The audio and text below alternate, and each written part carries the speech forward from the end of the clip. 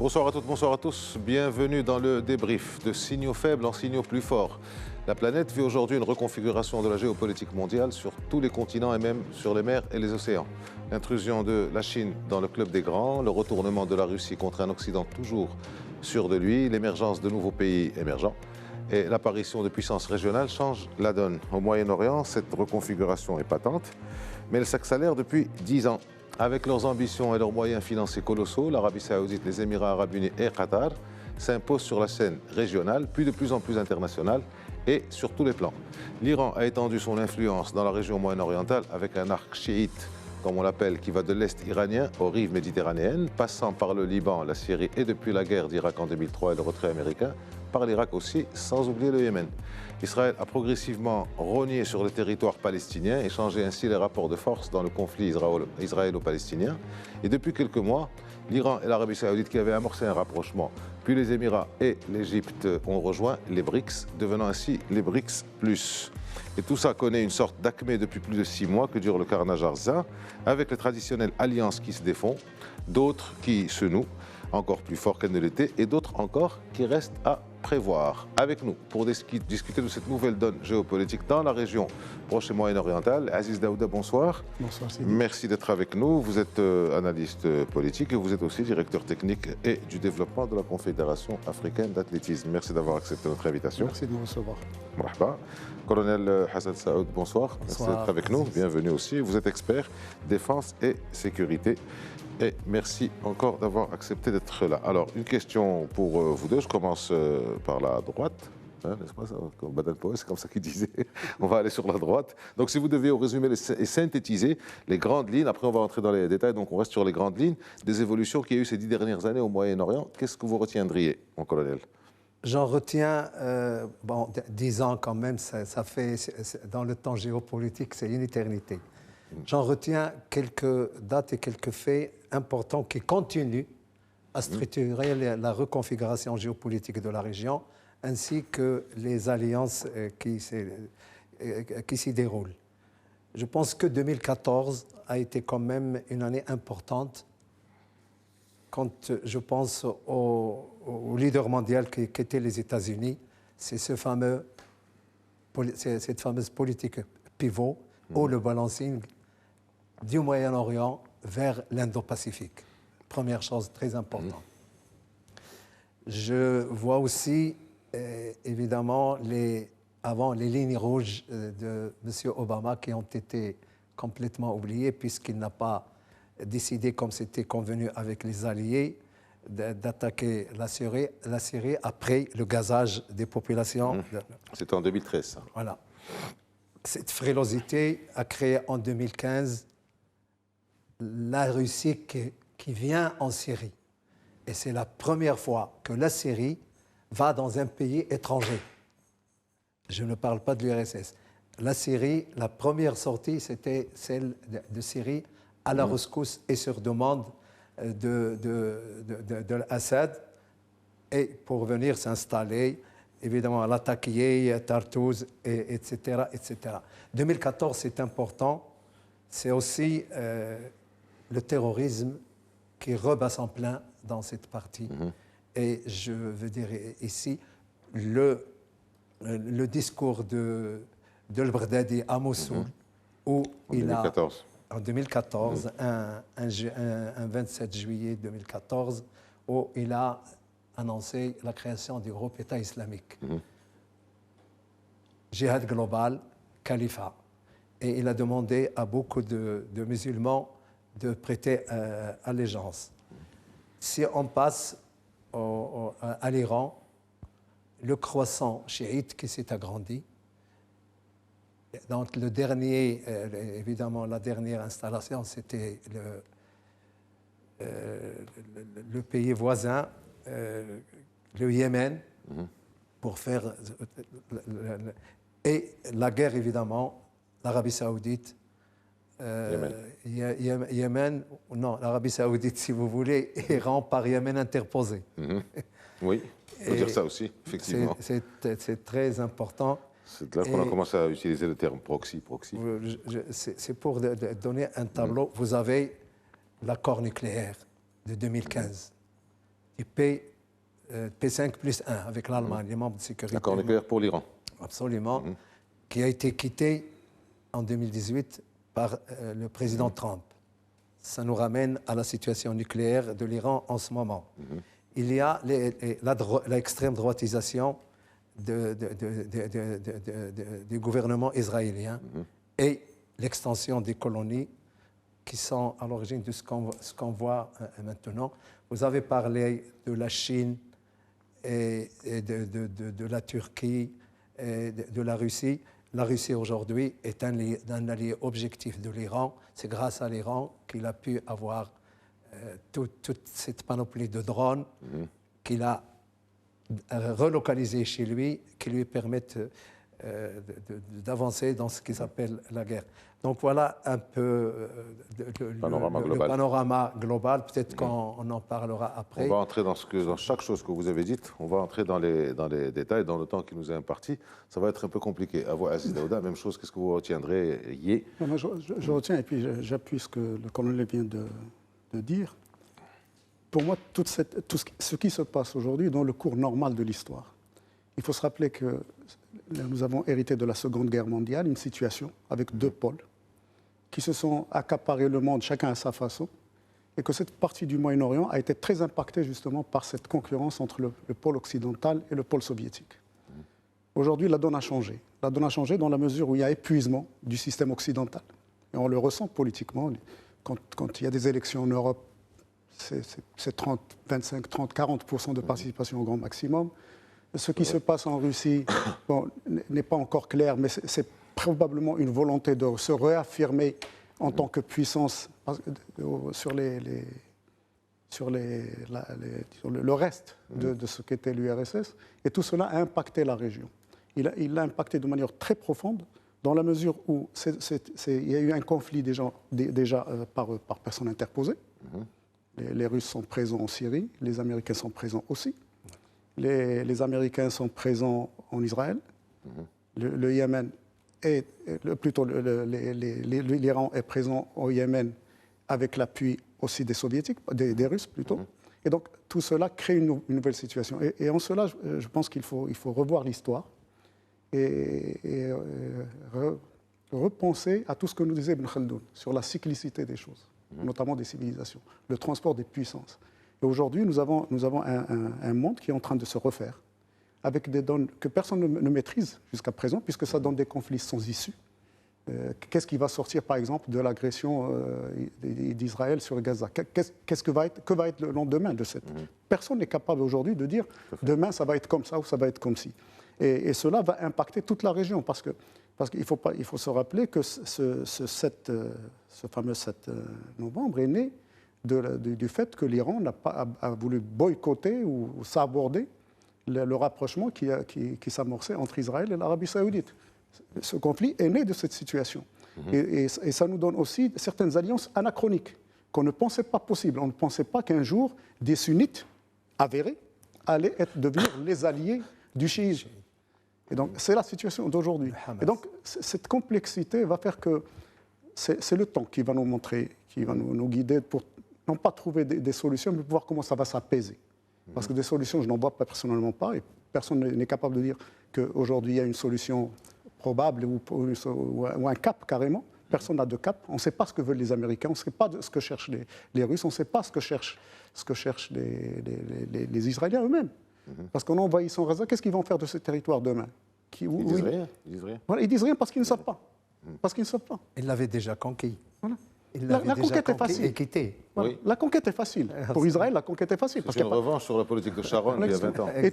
Et tout ça, pour moi, c'est l'épuisement de l'héritage de la Seconde Guerre mondiale, qui paraissait avoir permis une certaine stabilité dans le monde, avec les instances internationales, l'ONU, Conseil de sécurité, on sait ce que c'est aujourd'hui, avec des valeurs que l'Occident voulait imposer à tous, et on sait ce que ça vaut véritablement aujourd'hui. Donc tout ça, c'est une situation qui interpelle, mais qui est sans vision possible, parce que les éléments ne sont pas clairs.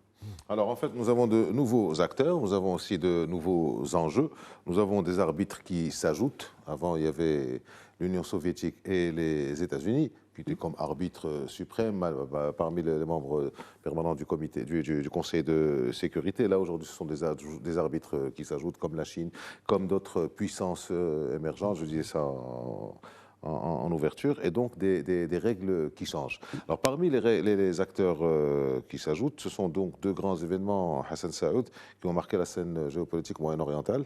D'abord, l'arrivée du tandem Russie-Chine au Moyen-Orient, chacun avec ses moyens, chacun avec ses intérêts, chacun avec ses enjeux, chacun avec ses méthodes. Et puis, il y a le nouveau statut aussi des États du Golfe. Alors, on va parler des deux. Donc, les États du Golfe, c'est des milliards, des fonds souverains à milliards. Ce sont un budget cumulé du CCG, Conseil de coopération du Golfe, qui approche celui de la France, par exemple. C'est pas rien.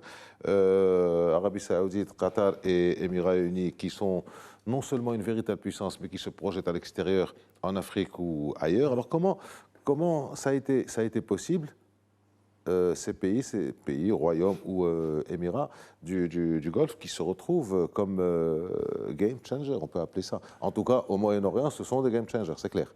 Tout à fait. Comment? Je pense que la cause principale, c'est le rajeunissement de l'élite politique dans ces pays. Arabie Saoudite, Émirats, Qatar.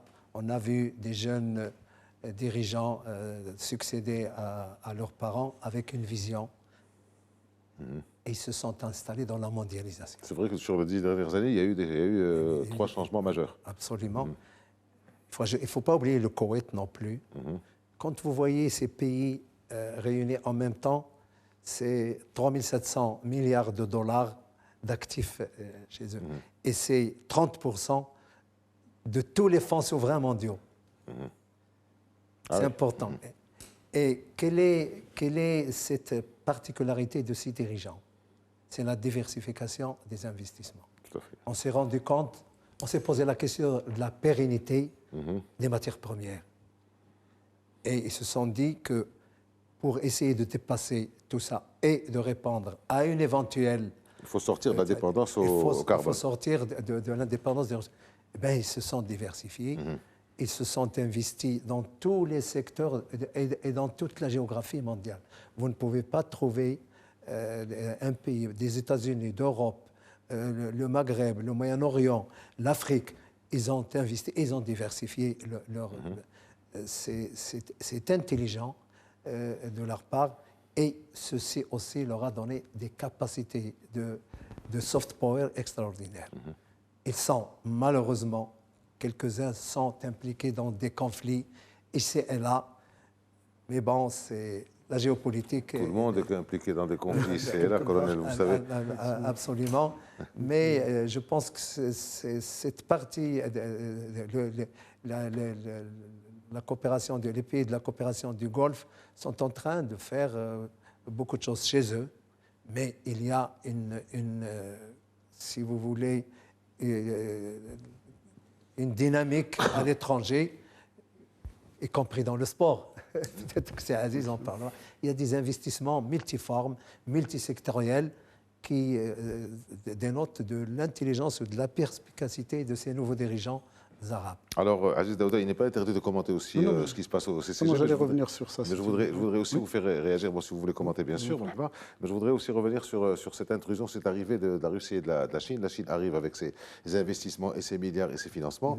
Les Russes arrivent avec leurs armes, chacun dans une proportion différente. Est-ce qu'on peut dire que l'arrivée de ce tandem est une conséquence du reflux occidental, quelque part, ou alors c'est parce qu'ils sont arrivés que les Occidentaux ont reflué?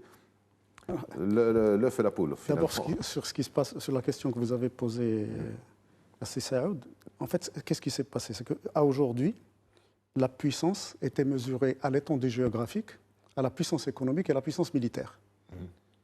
Or, il s'avère aujourd'hui qu'il y a une troisième donne, qui est la puissance financière. Donc, on peut être un micro-État, et financièrement puissant, et impacter le monde. Sauf que ça n'est pas suffisant dans la mesure où on a besoin d'alliances. Parce qu'il y a toujours ce côté militaire de défense, etc., qui est extrêmement important.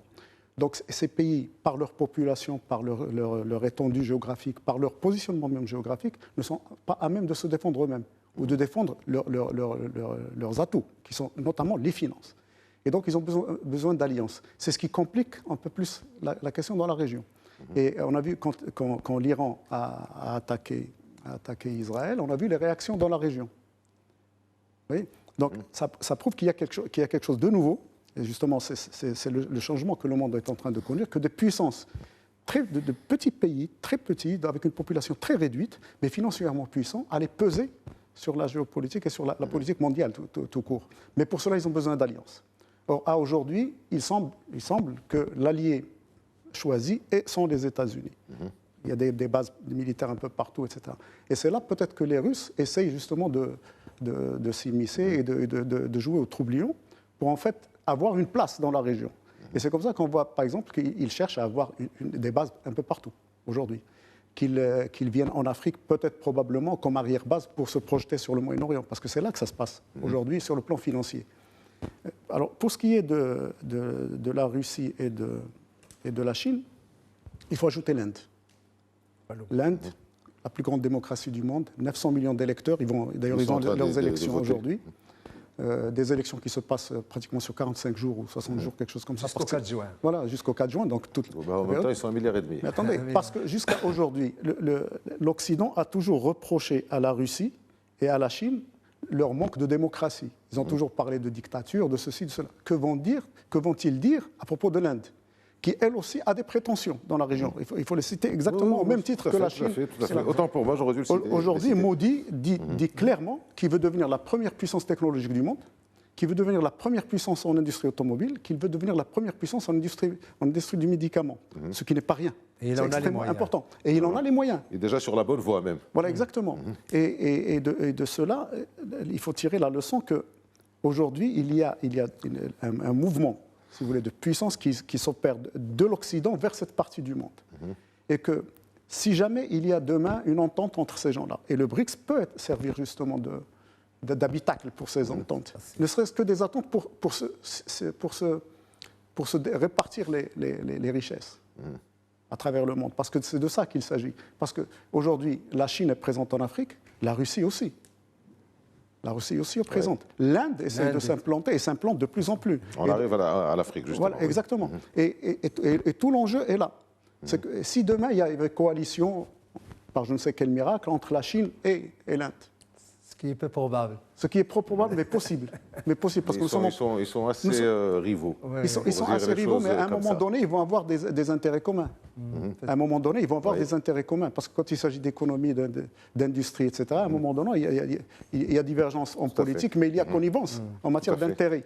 Et à partir de là, que va devenir le monde, justement ? Géopolitiquement, c'est la seule région, l'Indo-Pacifique, la seule région qui porte, j'y pense à l'instant, qui porte le nom d'un pays. L'Indo-Pacifique, dans tous les autres, autant ou autres, c'est quand même important. Et puis, vous avez bien fait de relever cette question les Occidentaux taxaient les autres, des démocraties incomplètes, etc. Ça aussi, ça a changé. Vous voyez que l'Occident est en train de basculer, de tanguer un peu au niveau démocratique. Il n'y a pas plus tard qu'il y a quelques jours, des manifestations, enfin, de conférences qui sont interdites en France. Le 6 janvier 2021 aux États-Unis. Une instabilité politique en Angleterre. Tant qu'il n'était pas dans l'instabilité, dans la problématique, il pouvait exporter ce qu'il appelait ses valeurs. Alors que en disant, regardez, chez nous, ça se passe. Vraiment le meilleur exemple. Exactement, parce qu'il disait, regardez comment ça se passe chez nous. Nous sommes des pays pacifiques, la population est pacifiée, tout le monde vit tranquillement, etc. Il n'y a pas de problème. Nous avons des oppositions politiques, nous les tolérons, nous les acceptons. Il y a une répartition des pouvoirs entre opposition et majorité. Les majorités changent, les oppositions changent également. Mais aujourd'hui, on s'est rendu compte que c'était juste une façade. Avec ce qui s'est passé aux élections des États-Unis avec Trump, on s'est aperçu que cette soi-disant démocratie n'était qu'une façade de quelque chose de plus profond qui ressemble un peu à ce qui se passe partout dans le monde. Pratiquement tous les pays occidentaux, Japon compris, avec une forme d'instabilité. Il n'y a plus cette stabilité. C'est ce que je disais tout à l'heure, essoufflement d'un système. Essoufflement d'un système qui permet à l'autre, forcément par défaut ou par alternative, d'émerger. Si vous voulez réagir sur la Russie et la Chine, colonel, mais je voudrais aussi vous faire intervenir sur ce que vous appeliez croissant chiite, que j'appelais arc chiite, mais malheureusement on n'a pas la carte, mais c'est plus un croissant qu'un arc, parce que quand vous voyez, donc ça va de C'est l'image. Voilà, ça va de l'Iran jusqu'au Liban, donc en passant par l'Irak, qui est redevenu à une certaine normalité, donc chiite après l'invasion américaine. Vous avez la minorité chiite, mais qui se dirige en Syrie. Vous avez le Hezbollah, puis vous avez les Houthis qui sont à 1000 km à tir de missiles du Caire. Donc est-ce que vous voyez qu'il peut y avoir un danger dans cette forme d'encerclement, sachant que, j'ajoute aussi cette information, ça va vous permettre de réagir sur la Russie. La Russie est l'allié objectif de l'Iran dans la guerre contre l'Ukraine. Elle se fait livrer des drones. Et les Russes sont présents dans la région, sont présents dans l'île de Souakin, de mémoire, où ils l'étaient. Ils sont présents dans la Corne de l'Afrique. Ils sont présents donc en Syrie. Est-ce que c'est véritablement un croissant chiite ou russo-chiite qui peut poser problème? Je pense que le croissant chiite, il faut le voir dans son sens de l'histoire. Il faut rappeler à ceux qui sont jeunes, 1979, le retour de Khomeini, qui était exilé en France, vous le rappelez. Le premier discours qu'il avait fait à Qom, il avait dit « Le départ du Shah n'est pas une fin en soi. Si cette révolution n'est pas exportable à terme, elle sera mort-née. » Et c'est la feuille de route de l'Iran depuis. Ça n'a pas changé. C'est pour les jeunes qui vous suivent, qui doivent comprendre que nous sommes dans la continuité de la stratégie hégémoniste et expansionniste du chiisme. Alors aujourd'hui, dans notre voisinage immédiat, en Afrique, via le Liban. D'un point de vue confessionnel chiite que d'un point de vue culturel perse. Il y a toujours eu un expansionnisme à travers les derniers siècles de l'histoire, tous les derniers siècles de l'histoire. C'est Aziz, le chiisme est un projet géopolitique avant d'être autre chose. Très bien, ok.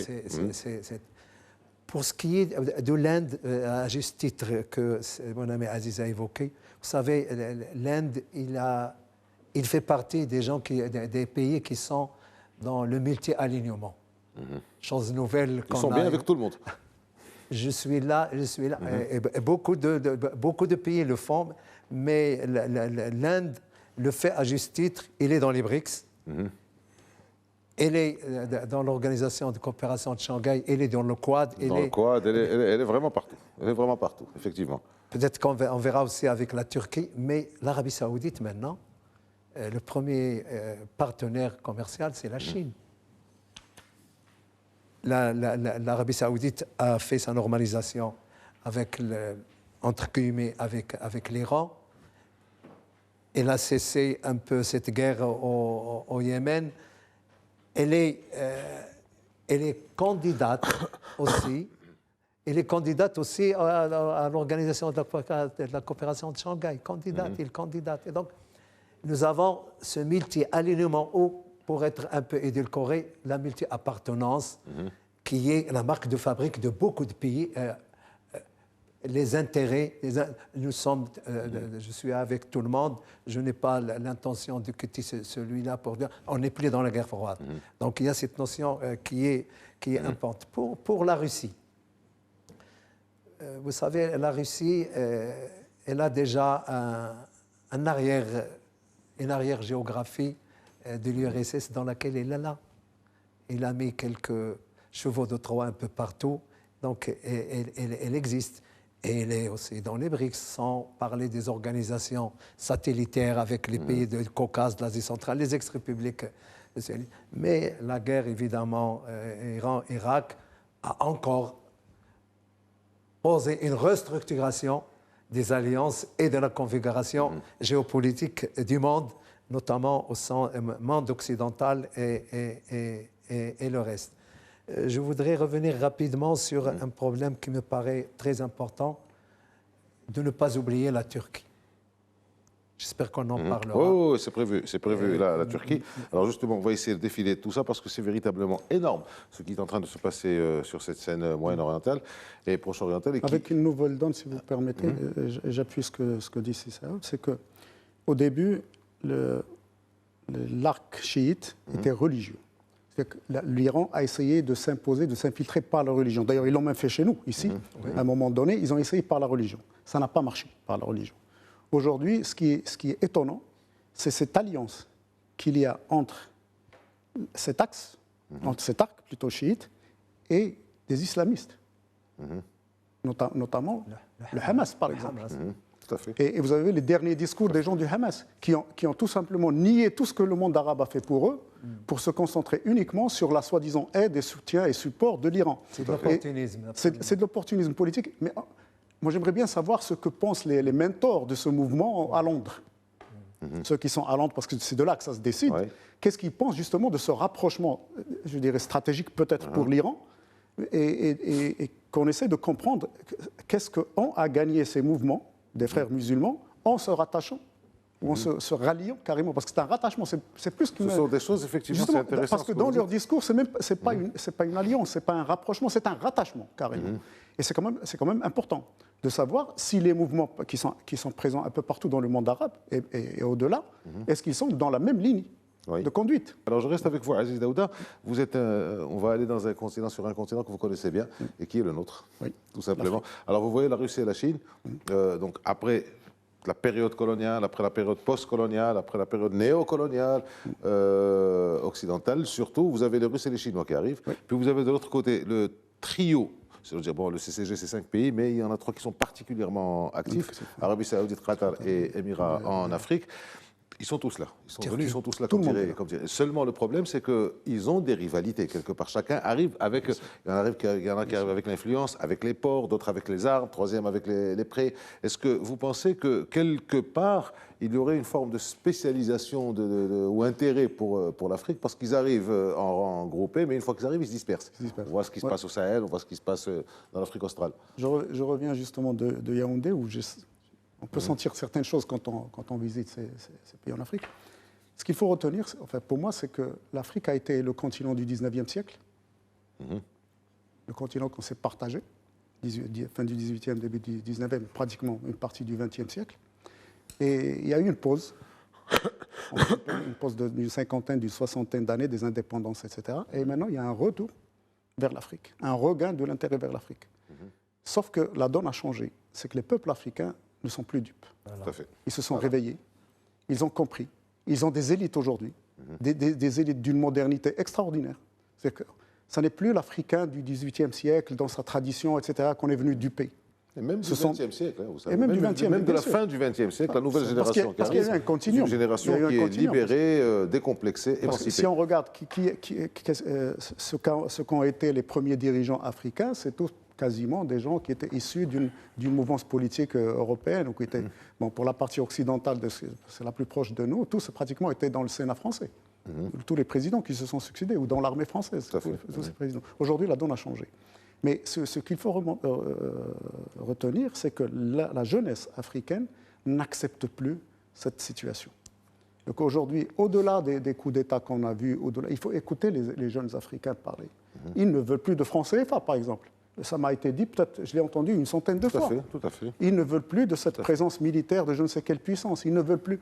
Et ils font attention aux Chinois. Ils te disent, oui, les Chinois sont là, mais il faut faire attention, parce que regardez ce qui s'est passé en Ouganda. Ils prennent des exemples, parce qu'aujourd'hui, ils sont informés. Regardez ce qui s'est passé avec l'aéroport formés et informés. En Ouganda, etc. Voilà. Ils sont formés et informés. Donc, l'enjeu est là, parce que les richesses sont là.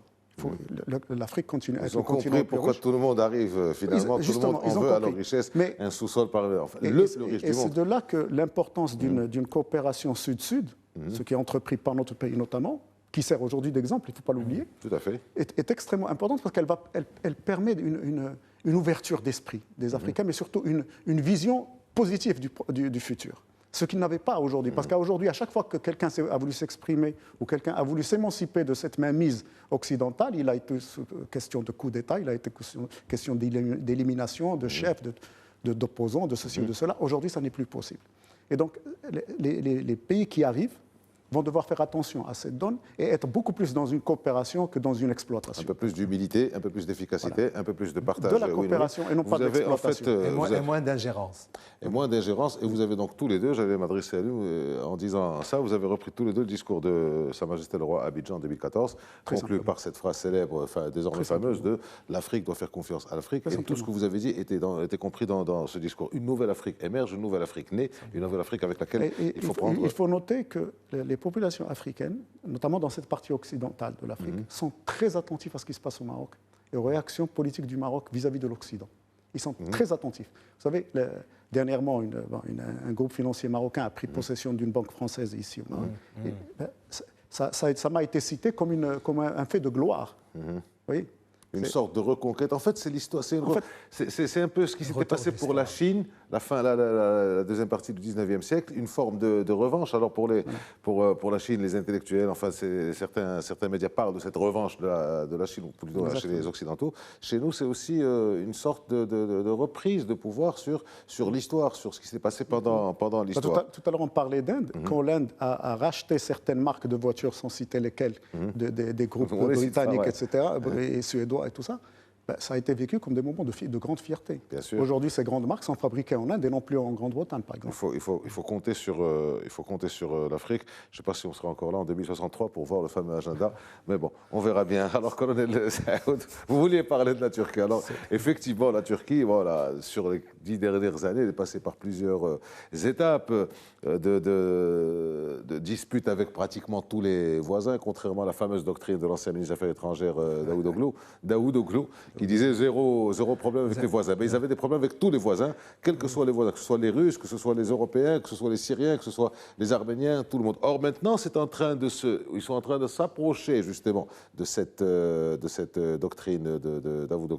Mais qu'est-ce que la Turquie a à gagner et qu'est-ce qu'elle a à offrir? C'est une nouvelle puissance émergente, une grande puissance émergente, PIB de pratiquement 800 ou 900 milliards de dollars, fabricant d'armes, fabricant de produits chimiques, fabricant d'un tas de choses.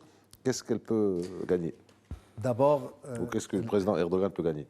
La Turquie est un ancien empire. Et le président est un nostalgique de l'empire. Mais c'est un pays qui a une bénédiction géopolitique et géostratégique divine. Imaginez-vous... Déjà, il a une très belle position. Il est au carrefour d'un tas de choses. Beaucoup de choses. Il a, depuis les accords de Montreux, la propriété des détroits du Bosphore et du Dardanelles, qui sont un atout stratégique énorme. On le voit dans la guerre du Crac. Ils sont une pièce maîtresse de l'OTAN, parce que la Turquie regarde le Moyen-Orient. Ils ont évidemment une économie florissante et ils sont un peu partout. Il faut imaginer que la Turquie est, comme on dit, partenaire de dialogue de l'Organisation de coopération de Shanghai. Et donc, la dernière réunion, il a demandé l'adhésion à l'Organisation de coopération de Shanghai. Ça va être fait, certainement, compte tenu de son importance. Et cette situation, moi j'ai toujours dit que la Turquie est un électron stratégique libre. Tout à fait. Il est dans l'OTAN, il est avec les Russes. Il est avec la présidence Erdogan. Ça fait 20 ans qu'il est là. Tout à fait, ça mais date pas d'aujourd'hui. Il a une certaine forme d'autonomie dans la pensée. Et il vend des drones à l'Ukraine, il achète du pétrole de Russie. Il est à l'OTAN en achetant des missiles russes. L'oligarchie russe est présente valeur aujourd'hui. Le pétrole russe arrive. Et donc, il fait la politique de sa géographie. Tout à fait. Et ça, c'est très important. Il ne faut pas oublier qu'il est coprésident de l'organisation turcique, qui regroupe tous les pays du Caucase turcophones. Tout à fait. Et il est là. Et évidemment, cette parenthèse d'élection, c'est un coup quand même porté à Erdogan, mais le pays reste un maillon important comme puissance régionale, puissance émergente. Il a travaillé au profit de l'Azerbaïdjan, rappelez-le, avec l'Arménie. Et donc, il est là. Il faut le prendre en considération, cette partie du monde qui est importante. Et j'imagine que ça va être fait, s'il regagne l'Organisation de la coopération de Shanghai, on aura 4 empires réunis. L'Empire chinois, l'Empire russe, l'Empire perse et l'Empire ottoman. Cela étant, quand vous parlez d'anciennes puissances, d'anciens empires. Il ne faut pas dire que l'Inde était un empire, mais c'était à peu près comme un empire. Cela étant, il n'y en a aucun qui était véritablement... Il a été du temps des Mongols. Exact. Du temps des Mongols. Mais à part peut-être l'Empire ottoman, les autres n'étaient pas expansionnistes. Je pense ne pas dire de bêtises en disant ça. Les Chinois n'ont jamais été véritablement expansionnistes. Les Russes, c'était leur étranger proche, la fameuse notion d'étranger. C'est la géographie qui impose ça. Parce qu'il y a l'Himalaya qui... Parce que vous savez, il y a un continuum de l'Atlantique jusqu'à l'Himalaya. Oui. Et donc, pratiquement toutes les grandes civilisations, disons, ou les grandes conquêtes se sont passées parce qu'il n'y a pas d'obstacle. Il n'y a quasiment pas d'obstacle géographique. Quand vous arrivez à l'Himalaya, là, ça pose un problème. Oui, donc, ceux qui sont de l'autre côté... Il y a tout ce qui est le ventre de l'Asie du Sud-Est, ce qu'on appelle l'Asie du Sud-Est, justement, mais qui était un passage. Ils pouvaient passer. Ils n'ont pas été expansionnistes là-dedans, ils n'ont pas été expansionnistes avec les... Ça, c'est la marine qui a permis ça. Voilà. Parce qu'on a contourné. Depuis l'époque de Gengis Khan, c'est là où ils se sont étendus vers l'ouest. Maintenant, c'est des pays qui essayent d'exister dans tout ce maelstrom qui existe aujourd'hui, mais qui n'ont pas une tradition véritablement de conquête ou de conquête physique. Ils travaillent avec tout le monde. Alors, si vous voulez réagir sur la Turquie... Justement, pour la Turquie, je pense qu'ils sont d'un pragmatisme machiavélique qui est imposé justement par leur histoire en partie, mais par la géographie, parce qu'ils sont à la tangente entre les deux grands blocs. Alors, comment vous allez vous comporter, comment pouvez-vous vous comporter quand vous avez d'un côté des belligérants qui peuvent un jour ou l'autre utiliser votre territoire pour se confronter. Et donc, il y a une façon d'agir, et c'est celle probablement la plus intelligente qui est celle d'aujourd'hui. Ça s'appelle justement, c'est Aziz, pour la Turquie, la puissance intelligente. Intelligente, exactement. Et ils commercent avec tout le monde. C'est qui a inventé ça? Écoutez, par défaut, par opposition aux autres. Ils commercent avec tout le monde, concédant leurs intérêts. Aujourd'hui, regardez ce qui se passe à Gaza. Est-ce qu'ils ont rompu leurs relations avec Israël? Est-ce qu'ils ont condamné Israël? Non, ils continuent à commercer tranquillement avec Israël. Tout en disant de la géographie, disait le colonel. Tout en disant aux Palestiniens qu'ils le soutiennent. Donc, c'est un pays qui regarde d'abord ses intérêts, et c'est d'ailleurs à son honneur de regarder d'abord les intérêts du pays, de sa population, et qui agit en conséquence. Très bien, très bien. Alors, on arrive au Maroc dans tout ça, parce que le Maroc et le Moyen-Orient, c'est une longue histoire de proximité malgré la distance géographique. Le Maroc qui arrive, à l'exception donc du régime iranien, le Maroc a des relations pratiquement avec tous les pays de la région. Et il arrive à passer ses messages, il arrive à passer aussi ses vivres, il arrive à passer... Quel rôle peut jouer le Maroc? Bon, nous sommes d'abord dans ce que les Nations Unies appellent la zone MENA, Moyen-Orient, Afrique du Nord, et donc nous avons des relations importantes avec ces pays, et ça date de très longtemps. Le Conseil de coopération du Golfe, il faut rappeler le discours important qu'a fait Sa Majesté, et on a toujours cette capacité et ce recul de pouvoir être un bon négociateur. Rappelez-vous les différents Qatar, Émirats, Arabie Saoudite et le rôle joué par le souverain. Rester toujours à mi-distance de tout le monde. Oui, et l'aide que le Maroc avait apportée au Qatar au moment où il était en difficulté. Donc, la diplomatie marocaine a beaucoup d'atouts, notamment le désintéressement politique. Et cette capacité, c'est une espèce de soft power, d'essayer d'arrondir les angles des différends entre les pays, parce que sa position, il n'est pas impliqué dans les querelles byzantines des uns et des autres. Et donc, je pense qu'il a toute la latitude. Maintenant, il faudrait peut-être choisir le bon moment, le bon lieu, et quand il le faut, et je pense que Sa Majesté n'agit que quand il sait que ça va apporter des fruits. En tout cas, les atouts du Maroc sont certains incontestablement. Une diplomatie sereine et ambitieuse en même temps. En fait, je ne sais pas si elle est ambitieuse. Elle est silencieuse, c'est certain, mais c'est que l'intelligence dans tout ça du Maroc, et c'est ce qui fait un peu la fierté de tous les Marocains qui regardent ça de près, c'est que nous sommes à un point médian qui fait que nous écoutons tout le monde, nous travaillons avec tout le monde, nous agissons au profit de tout le monde, nous n'avons de conflit avec personne. Et nous avons compris, et ça c'est les actes qui le démontrent, et les actions que mène le Maroc notamment, que nous avons compris que notre avenir est avec notre continent. Et ce que nous faisons dans notre continent aujourd'hui est apprécié par tous. C'est-à-dire qu'il n'y a pas de situation de conflit avec aucun autre pays africain, sinon celui qui malheureusement a voulu se mettre dans cette situation, et j'espère qu'il va en sortir un jour. Mais avec tous les pays de la zone, les gens nous considèrent comme des frères. Et vous savez, le mot frère en Afrique a beaucoup de poids et d'importance. On nous l'a dit. Frères marocains. On nous l'a dit. Vous vous rappelez des forums. Oui, on a été ensemble. C'est bien ça. Voilà, on est des frères. Regardez ce qui s'est passé quand seul le Maroc a été invité à l'investiture du président sénégalais. Ça a été relevé par les Sénégalais eux-mêmes. Donc nous, on l'a relevé parce que c'était notre fierté aussi que ce soit Sa Majesté qui soit le seul chef d'État qui soit. Exactement, c'est des relations séculaires. Parce que la frontière géographique est là. Parce que nous étions voisins avec ce pays. Il y a beaucoup de Marocains qui portent des noms sénégalais. On a tendance à l'oublier. Beaucoup de Sénégalais qui portent des noms marocains. Tout à fait. Oui. Et donc, cette proximité qui a été ravivée par Sa Majesté, avec les grands projets dont tout le monde parle aujourd'hui. Tout le monde parle aujourd'hui du gazoduc. Nigeria-Maroc. Tout à fait. Il y a un an, personne n'en parlait encore, ou quelques initiés. Aujourd'hui, c'est dans le langage, c'est dans le narratif de tous. Et donc, ce que vient de proposer Sa Majesté avec Dakhla, qui en fait est un retour à l'histoire du Maroc, qui a toujours été un point de passage. Nous avons été un point de passage par le nord, puis par Essaouira, qui s'appelait à l'époque port de Tombouctou. Et aujourd'hui et demain, ce sera Dakhla. Et donc, le fait de ne pas être dans des situations de conflit, de se mettre en retrait quand il y a des situations de conflit et d'agir qu'à la demande de ceux qui sont en conflit. Regardez ce qui se passe en Libye. Pour la Libye. La Turquie, par exemple, agit en Libye. Le Maroc n'agit pas en Libye, mais il abrite toutes les négociations, toutes les discussions qu'il peut y avoir entre les Libyens, en les encourageant, en étant neutre. D'ailleurs, ne participons même pas à leur débat, en les incitant juste à trouver des solutions. Donc, tout ça fait du Maroc aujourd'hui une puissance calme, sereine, mais agissante à la longue.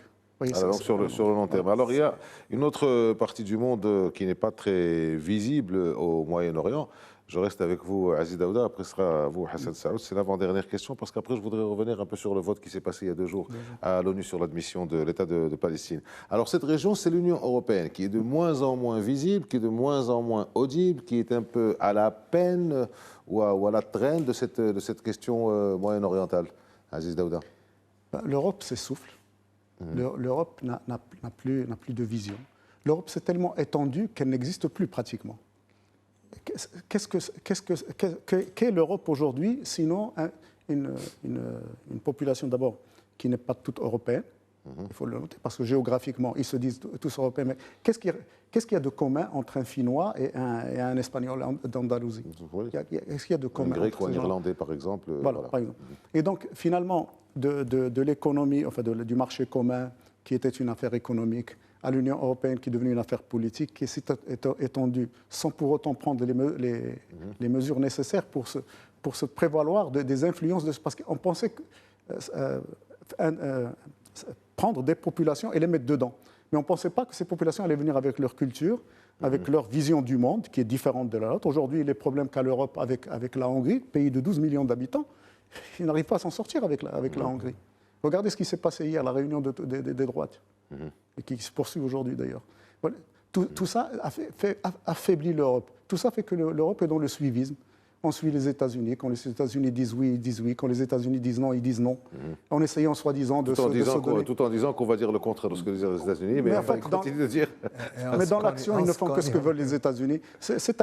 Pour moi, l'Union européenne est devenue un satellite des États-Unis, pas plus. Une sorte de prolongement. Enfin, on revient à ce qui était au début du siècle dernier. On n'est plus du temps de De Gaulle et de. Voilà. Au début du siècle dernier, ça a duré tout le siècle, avec certaines exceptions, comme De Gaulle, par exemple, vous avez bien fait de citer. Colonel Saoud, l'Union européenne et le Proche-Orient.